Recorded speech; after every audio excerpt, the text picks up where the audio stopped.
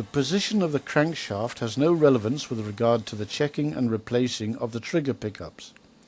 However, before checking and replacing marker pickups, the crank throw for cylinder number 1 must be turned to the top dead center position. Check the top dead center position at the turning wheel and confirm it by means of a pin gauge measurement in the crankcase.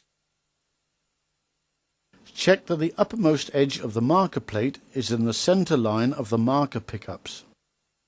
Check the distance between the pickups and their counterparts with a feeler gauge. See Instruction Book Volume 2, Procedure 905. Adjust if necessary. Remove the junction box cover.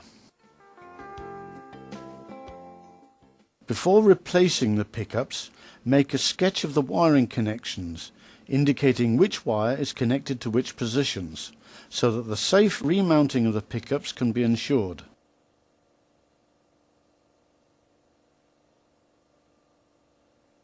Loosen the nuts, lock nuts and wires, and replace the pickups.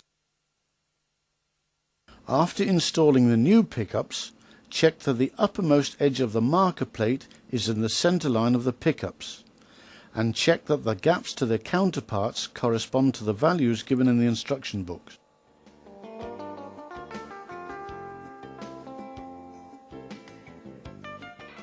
Finally, reinstall the junction box cover.